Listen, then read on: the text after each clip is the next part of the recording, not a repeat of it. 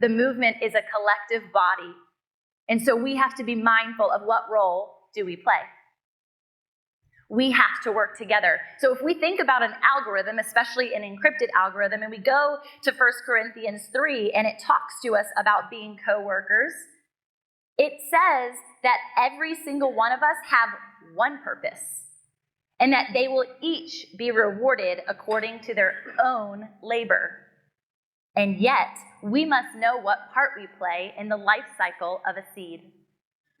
Your business plays a part in somebody's eternity. Truly. So where do you fit?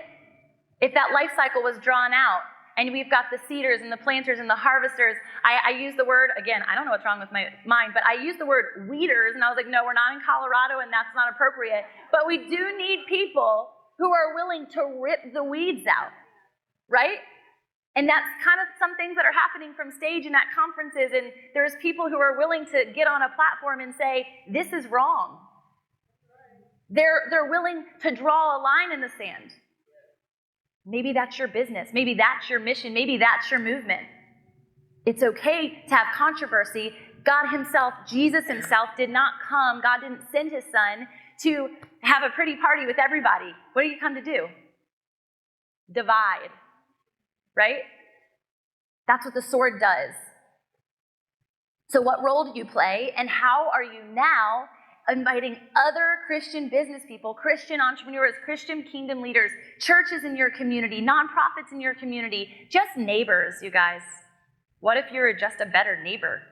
And that's where the unlock for you starts at this conference, and say, I haven't yet started. I haven't had a launching pad yet. I'm hoping for the thousands on social media. I'm hoping for all of the sales. I want the $1 million. Have you asked your neighbor? Have you knocked on their door? Have you served them out of your message? Do they know your testimony? And I'm conviction right now in my own spirit. So don't think you're alone. I haven't. Not with all of them. And so we have to understand this. Otherwise, we're operating in a scarcity mentality. And God's like, I planted you there. I planted you there. What have you done with the there that you're planted in? Or are you trying to go global for the world? Yeah, the world exists in your neighborhood too. And this is the power of the algorithm, the encrypted one, is that we don't have to do it through social media. So if you don't like it, kudos to you. But if God is telling you to do it, don't be in disobedience. It's a double-edged sword, and you have to know your role. You also have to know, and you hear this all the time, right? Selling is king. You might hear content is king. Do you hear that a lot? Like, create more content, and then you're on this content cycle, this content loop. I just got to create more, create more, create more. No. Have you said the same thing over and over and over and over because God has told you over and over and over and over again to be strong and courageous? And every time he says it, we're like, ooh, that's so good. But he's selling you something. He's selling you hope. He's selling you eternity. He's selling you life and life to the full.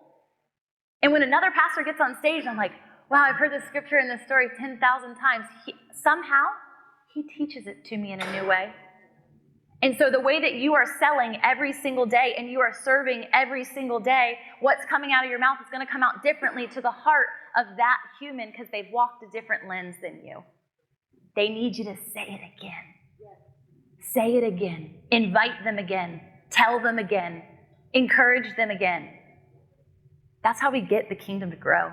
That's where the multiplication to the millions happens. That's why if you're an author and you have a book, and I met some amazing people who already have authored, and they're like, yeah, I wrote a book 12 years ago. I'm like, that's so awesome. Are you selling it? What do you do with it? And they're like, oh, no, I wrote it 12 years ago. I'm like, I hear you. Are you still using it? Because God gave it to you then. He didn't put it in the ground at the same time. Our stories, our testimonies continue to linger. This one did. Why doesn't yours? Right? It's so powerful for us to keep sharing the story that you don't want to share, or revealing the news stories that are happening currently in your life and being okay to that's what true vulnerability is. You're not waiting for it to be perfect. You're waiting to share people to bring into the actual process of what God is doing in the now. So let's multiply. I love multiplication. This is the fun part. We talked about multiplication in numbers, but what about how your ecosystem is layered? So we have a publishing house, as you know. We also have a coaching company, and we also have an opportunity through our nonprofit for people to work together. This is the ecosystem part, because oftentimes you're here right now even taking notes for your own business. But the layering of what you build matters to God. Why does it matter? Because you are going to evolve, right? You're going to evolve as a human. And 7 years from now, you're going to be doing something different. You're going to pass out a different business card, and people are going to be like, she don't know what she's doing. She failed again. No, we're like, oh, I'm a serial entrepreneur. I've done 11 businesses. Only one of them worked. That's okay.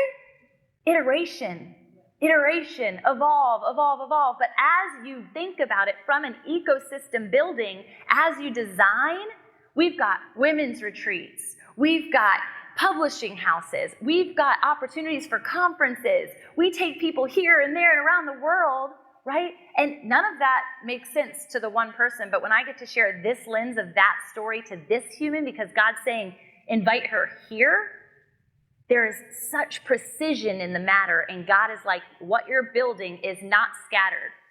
What you're building is an ecosystem.